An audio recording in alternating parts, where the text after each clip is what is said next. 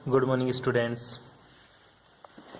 हाँ, अपन ने कल गैसों के अनुगतिक सिद्धांत पढ़ लिया था। ठीक है, केटीजी अपन ने पढ़ ली थी। ठीक है, आज पढ़ेंगे जी अपन गैसों के अनुगतिक समीकरण। ठीक है, गैसों की अनुगतिक समीकरण, गैसों की अनुगतिक समीकरण।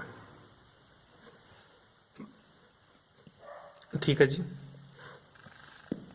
आज अनुगतिक समीकरण की अपन बात करने जा रहे हैं।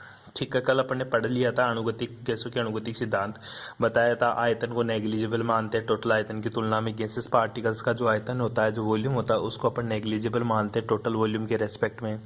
अपन ने ये भी बोला था कि जो भी टकरे होती है वो सारी की सारी इलास्टिक होती है, मतलब प्रत्यास्थ होती हैं। जिस वेलोसिटी से पार्टिकल्स एक दूसरे से स्ट्राइक करते हैं या फिर वॉल के साथ स्ट्राइक करते हैं, उसी वेलोसिटी के साथ पार्टिकल्स वापस से मोशन भी करते हैं। ये भी अपन ने बातें करी थी।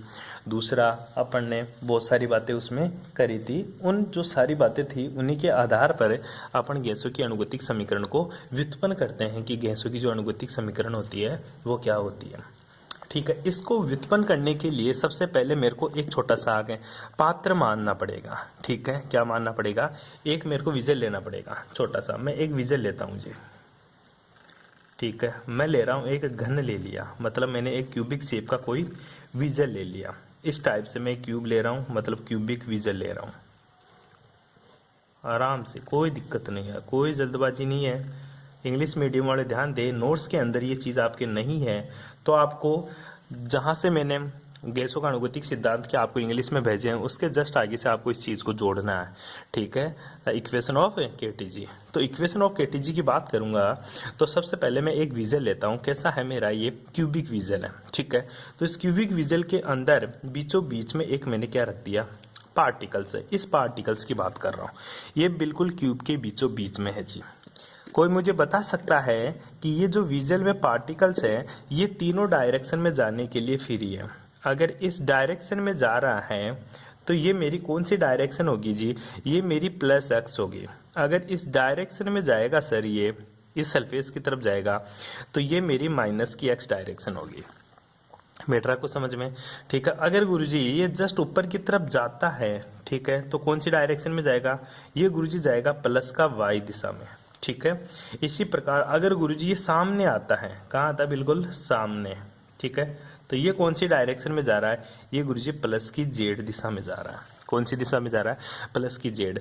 प्लस की जेड दिशा दर्शाती। इसी तरह नीचे की तरफ जाएगा तो ये कौन सी डायरेक्शन में जाएगा जी? ये माइनस की वाई दिशा में जाएगा। इसी प्रकार अगर ये पीछे की तरफ जाता है तो ये कौन सी डायरेक्शन में गया जी? ये गुरुजी माइनस की जेड डायरेक्शन में गया। ठीक है, दिख गया पार्टिकल्स? पार्टिकल्स कहाँ है? पार्टिकल्स गुरुजी ये मेरा ओरिजिन के ऊपर है। कहाँ है जी? ओरिजिन के ऊपर। आराम से देख ले, मैंने क्या ले लिया? एक क्यूबिक विजल ले लिया जिसमें m द्रव्यमान का, ठीक है, m मास का कोई गैसेस पार्टिकल्स है जो x, y, z तीनों एक्सिस में मोशन करने के लिए फ्री है। ठीक है, गैस के पार्टिकल्स की जो मोशन है, जो गैस के पार्टिकल्स की जो वेलोसिटी है, ठीक है, उस वेलोसिटी के कारण ये जो भी मेरा विजल है इसकी सरफेस से आकर क्या कर रहा है? टकरा रहा है। ठीक है, क्या कर रहा है बेटा? टकरा रहा है। टक्कर के कारण इसके मोमेंटम में क्या होता है? परिवर्तन होता है। ध्यान दे, पार्टिकल्स का जो मास है, ठीक है, कण का जो मास है, पार्टिकल्स का जो मास है, ठीक है, वो जो पार्टिकल्स का मास है वो कितना है जी? पार्टिकल्स का मास मैंने m मान लिया। ठीक है, और ये क्या कर रहा है गुरुजी? इसके जो पार्टिकल्स का मास m है ये तीनों दिशाओं में गति कर रहा है। ठीक है, तीनों दिशाओं में गति कर रहा है, मतलब तीनों डायरेक्शन में मोशन करेगा, जिसकी वजह से इसके संवेग में, टक्कर के कारण इसके संवेग में कुछ परिवर्तन होता है। किसके कारण? ठीक है, अगर ये स्ट्राइक करेगा, ठीक है, स्ट्राइक के कारण, ठीक है, स्ट्राइक के कारण इसके संवेग, इसके मोमेंटम में, ठीक है, इसके मोमेंटम में जो चेंज होता है वो क्या होता है? ठीक है, इसके मोमेंटम में क्या चेंज होता है वो देखिएगा एक बार के लिए।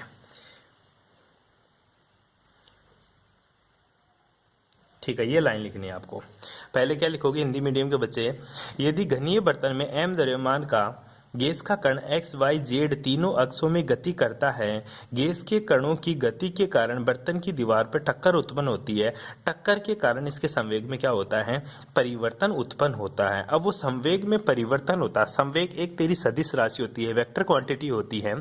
तेरा मोमेंटम एक वेक्टर क्वांटिटी होता है जो डायरेक्शन के ऊपर डिपेंड करता है। मान लीजिएगा मैं सबसे पहले जो डायरेक्शन यूज कर रहा हूँ वो यूज कर रहा हूँ गुरुजी एक्स डायरेक्शन में या एक्स एक्सेस में कितना संवेग इसका उत्पन्न होगा, कितना मोमेंटम उत्पन्न होगा। ठीक है, ध्यान दीजिएगा जो एम गैस का पार्टिकल्स है, ठीक है, जो एम गैस का पार्टिकल्स है, ठीक है, उसका संवेग एक्स डायरेक्शन में एम गैस के पार्टिकल के कारण संवेग, क्या संवेग उत्पन्न होता है देखिएगा, जिसको मैं दिखा देता हूं P1 से।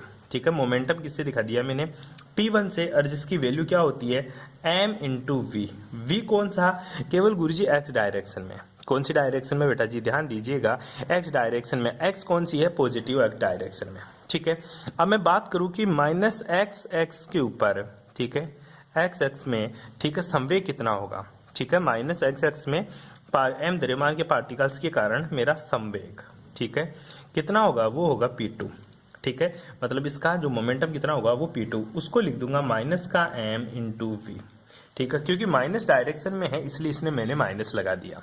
ठीक है, तो चेंज इन मोमेंटम, ठीक है, चेंज इन मोमेंटम, ठीक है, संवेग में परिवर्तन। हिंदी मीडियम के बच्चे लिख लेना, संवेग में परिवर्तन कितना होगा जी, वो मैं P डैश से दिखा देता हूं। वो क्या होगा, P1 माइनस का P2। किसी से में चेंज निकालते हैं तो उसको अपन क्या करते हैं, माइनस करते हैं। वैल्यू पुट कर दो फ्रॉम इक्वेशन फर्स्ट लिख दे इसको, और इसको इक्वेशन नंबर सेकेंड। ठीक है, from equation first and second, from equation first and second value put करेंगे तो तेरा जो P डैश का मान आ जाएगा वो कितना आ जाएगा गुरुजी, m into V. M V लिख सकता हूं इसको, एम क्रॉस वी। ठीक है, इसी प्रकार ये माइनस है और P2 की वैल्यू क्या है, माइनस का m इंटू वी। तो मेरा जो P डैश आ रहा है बेटा जी वो क्या आ जाएगा, twice M V.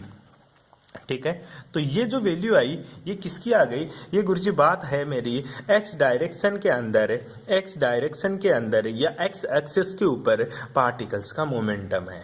X x के ऊपर पार्टिकल्स का क्या है, मोमेंटम है। अब एक बात बताता हूं तेरे को, ठीक है, मेरे को चाहिए कि अब लेंथ कितनी है। ठीक है, मान लो इस जो क्यूब है, इस क्यूब की जो लेंथ है जी वो क्या है, एल है। क्योंकि क्यूब है तो लेंथ सारी क्या रहेगी, बराबर रहेगी। ये भी एल रहेगी, ये भी एल ही रहेगी, और ऊपर वाली भी क्या रहेगी मेरी, एल रहेगी। ठीक है, और इसका जो वॉल्यूम है, ठीक है, इसका जो क्या है वॉल्यूम, ठीक है, वो वॉल्यूम कितना है इसका जो वॉल्यूम है गुरुजी, आयतन है, ठीक है, वो मैंने क्या मान लिया, ए मान लिया, वी मान लिया। कितना मान लिया, वी। इसका क्या मान लिया मैंने, आयतन मान लिया। आओ आगे चलते हैं। ठीक है, यहां तक किसी को कोई प्रॉब्लम। अब बात करता हूं मैं आगे, यदि घनीय बर्तन में एल लंबाई में उपस्थित टक्करों की संख्या, इस लंबाई में, ठीक है, इस जो क्यूबिक विजल है इस लंबाई के अंदर टक्करों की संख्या कितनी होगी, ठीक है, number of particles that are strike in L length, वो कितनी होगी। तो आप लिख सकते हो, यदि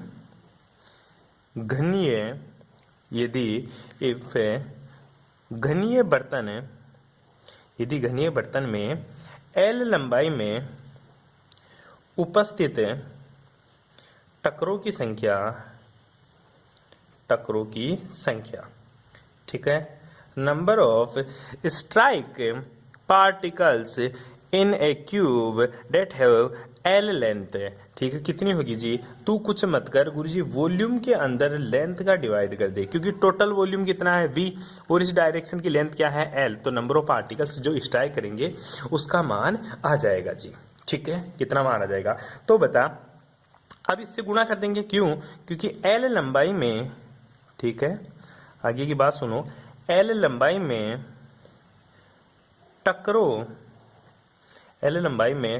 के संवेग में कुल परिवर्तन कितना हो जाएगा, टोटल परिवर्तन एल लंबाई में।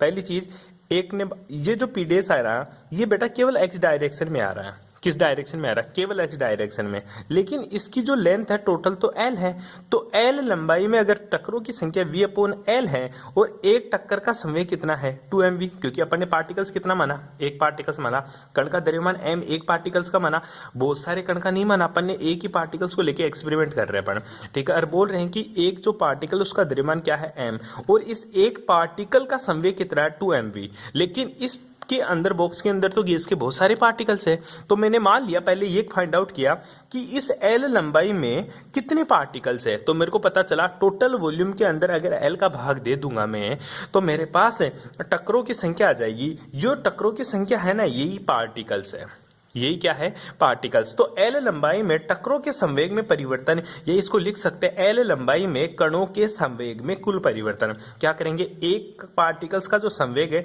उसको इससे गुणा कर देंगे, सिंपल सी बात। तो जो टक्करों में संवेग में परिवर्तन आ जाएगा वो पी आ जाएगा किसके बराबर, 2mv गुणा v अपॉन एल, ठीक है, 2mv गुणा v अपॉन एल, ठीक है। कितना आ गया, ये आ गया, ठीक है। जब इसको मल्टीप्लाई करूंगा तो कितना आ जाएगा गुरुजी, वो आ जाएगा 2mv स्क्वायर अपॉन एल, ठीक है, 2mv स्क्वायर अपॉन एल। तो x x में जो संवेग में परिवर्तन होगा वो कितना होगा, अपन लिख सकते हैं गुरुजी इस चीज को कैसे लिख सकता है, ठीक है, ऐसे लिख सकता हूं, अतः इन x direction change in momentum,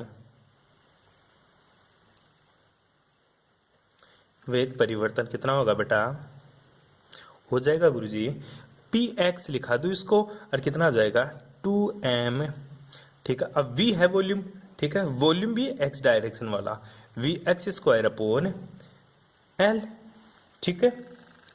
ध्यान दीजिएगा यहाँ पे vx, सॉरी यहाँ पे जो v है ना बेटा, ये vx है x दिशा में वेलोसिटी, ठीक है, वेलोसिटी है पार्टिकल्स की कौन सी डायरेक्शन में, एक्सेस दिशा में, ठीक है जी। आगे देखिए वेलोसिटी है, ठीक है, ये क्या है, वेलोसिटी है, ठीक है, एक्स दिशा में पार्टिकल्स की गति। आगे देखा भाई, इसी प्रकार अब y के लिए प्रूफ करने की जरूरत नहीं है, इसी प्रकार मेरा पी वाई कितना हो जाएगा गुरुजी, ट्वाइस एम वी वाई का square upon L, V Y का स्क्वायर अपॉन एल, ठीक है। ध्यान दीजिएगा वेलोसिटी नहीं है वॉल्यूम, ये सॉरी एक्स दिशा में वेलोसिटी कहां से आ जाएगी, एक्स दिशा में आयतन, ठीक है। अब देख इसी तरह पी वाई है तो वाई दिशा में आयतन हो जाएगा, और तेरा पी जेड क्या हो जाएगा गुरुजी, twice M V Z square upon L, ठीक है। क्या हो जाएगा मेरा V Y, V Z, V Y क्या हो जाएगा, आयतन कहां से होगा, M V mass into velocity, ठीक है, सॉरी वेलोसिटी होगी एक्स दिशा में कण की गति, एक्स दिशा में कण की गति, ठीक है। ये क्या है वी वाई, वाई दिशा में पार्टिकल्स की गति, कण की गति, ठीक है। क्योंकि मोमेंटम क्या होता है बेटा, मोमेंटम होता है P equals to M V, ठीक है, पी इक्वल्स टू क्या होता है एम वी, एम क्या होता है द्रव्यमान, वी क्या होती है वेलोसिटी, वी क्या होती है वेलोसिटी, ये मल्टीप्लाई हो रहा है वी से, तो इसका मतलब ये क्या है मेरा वेलोसिटी है जी, ठीक है। इसी प्रकार जो पी वी वाई होता है ये क्या होता है, वी जेड क्या होता है, जेड दिशा में कण की गति, ठीक है, कण की गति, उल्टा हो गया था। अब आ जाओ, अब टोटल मोमेंटम इसी प्रकार y दिशा में z दिशा में, तो लिख लेना इसी प्रकार y एक्स पे, ठीक है, और z एक्स पे, ठीक है, मोमेंटम। तो टोटल मोमेंटम किसके बराबर होता है, टोटल मोमेंटम मतलब टोटल संवेग, टोटल मोमेंटम किसके बराबर होगा, पी टोटल, और पी टोटल किसके बराबर होगा बेटा, वो होगा गुरुजी P X plus P Y plus P Z, ठीक है जी। आगे देख पी एक्स की वैल्यू क्या है, twice M V X square upon L plus twice M V Z square V Y square upon L plus twice M V Z square upon L, ठीक है। कुछ कॉमन आ रहा है, कॉमन ये आ रहा है गुरुजी twice M upon L common आ रहा है, अंदर बच गया V X square plus V Y square plus V Z square, ये मेरा अंदर की तरफ बच गया, ठीक है, जो मेरा किसके बराबर हो जाएगा, V X square plus V Y square plus V Z square को मैं किसके बराबर लिख दिया, सी स्क्वायर के बराबर लिख दिया। किसके बराबर लिख दिया, सी स्क्वायर के। और सी बराबर क्या हो जाएगा, under root of V X square plus V Y square plus V Z square, जो आरएमएस लगा दे। ये किसके बराबर है, सी आरएमएस। सी आरएमएस का मतलब होता है रूट मीन स्क्वायर। पहले क्या, रूट, ठीक है, फिर क्या कर दिया, मीन, ठीक है, जोड़ना, और फिर क्या लगा दिया, स्क्वायर। इसको बोलते हैं रूट मीन स्क्वायर, ठीक है, वेलोसिटी। इसको क्या बोलेगा, रूट है, ठीक है, मीन स्क्वायर वेलोसिटी, ठीक है। वर्ग माध्य मूल मान, वर्ग माध्य मूल वेग, ठीक है, वर्ग माध्य मूल वेग बोलते इसको। आई बात समझ में। जब ये वैल्यू पुट करूंगा तो मेरा पी टोटल किसके बराबर आ जाएगा, गुरुजी पी टोटल आ जाएगा twice M C R M S का स्क्वायर डिवाइडेड बाई एल। ये मेरा पी टोटल आ गया, मतलब टोटल संवेग आ गया एक पार्टिकल्स का सभी दिशाओं में। एक पार्टिकल्स का सभी दिशाओं में क्या आ गया, मेरा संवेग आ गया। कोई प्रॉब्लम रहे, ठीक है। अब तू नोट लगा के लिख सकता है यहाँ पे क्या, कि संवेग में कुल परिवर्तन है, संवेग में कुल परिवर्तन है वृत्तन की दीवार पर आरोपित बल के बराबर होता है। क्या लिखेगा, संवेग में change in momentum is equal to the force on visual wall, ठीक है। The momentum of a particles या change in momentum, the total change in momentum of particles equal to the force applied on visuals wall, ठीक है। संवेग में कुल परिवर्तन है, संवेग में कुल परिवर्तन है बर्तन की दीवार पर, बर्तन की दीवार पर आरोपित, बर्तन की दीवार पर आरोपित बल के बराबर होता है, बल के बराबर होता है। बस ये बात आपको ध्यान में रखनी होती है, ठीक है बेटा जी, ध्यान रखना है इसको। तो जो मेरा पी टोटल होगा वो किसके बराबर होगा, दीवार पे लगे टोटल फोर्स के, फोर्स, और फोर्स किसके बराबर होता है, ये हो जाएगा गुरुजी twice M C R M S का स्क्वायर डिवाइडेड बाई एल, ठीक है, ये हो गया जी, ठीक है। अब तेरे को फोर्स लेके आना है, फोर्स का रिलेशन लेके आना जी, ठीक है। अपन क्या जानते हैं, अपन ये जानते हैं गुरुजी, एक ही चीज को रफ में लिखते जाना, पहले फेर में मत उतारना, ठीक है। जब तक तेरे पूरा समझ में नहीं आ जाता तब तक मत उतारना। तो अप्लाइड मतलब गैस में दाब, गैस में दाब, कितना दाब लग रहा है गैस में, प्रेशर, ठीक है, या गैस का दाब भी बोल सकता है। जो दाब होता है ना वो किसके बराबर होता है गुरुजी, फोर्स अपॉन एरिया, ठीक है। एफ क्या होता है तेरा, फोर्स, फोर्स का मतलब तेरा बल, ठीक है। ए क्या होता है तेरा, एरिया, मतलब क्षेत्रफल, ठीक है जी, आई बात समझ में। तो देख ये मेरा पी है। अब फोर्स किसके बराबर था, अभी देखा अपन ने, force equals to momentum equals to force equals to लिखा था, किसके बराबर था, twice M C square upon L के, ठीक है। तो फोर्स की वैल्यू पुट कर दे, twice M C square upon L, ठीक है, एल तक लिख दिया, गुणा एरिया, ठीक है। और तुझे पता है एरिया, एरिया ऑफ क्यूब क्या होगा रे, एरिया ऑफ क्यूब कितना होता है, क्यूब का एरिया कितना होता है गुरुजी, एरिया होता है बेटा 6L स्क्वायर के बराबर होता है। किसके बराबर होता है, 6L स्क्वायर के। तो एरिया की वैल्यू पुट करेंगे तो मेरा फोर्स कितना, दाब कितना आ जाएगा, प्रेशर कितना आ जाएगा, प्रेशर आ जाएगा twice M C square upon L गुणा 6L स्क्वायर, जो किसके बराबर हो जाएगा बेटा जी, ये हो जाएगा twice M C square upon 6L cube. जब इसको खोलेगा तो कितना हो जाएगा, 1/3, काट देगा इसको, कितना हो जाएगा, ये क्या, एम सी स्क्वायर बटा एल क्यूब, ठीक है।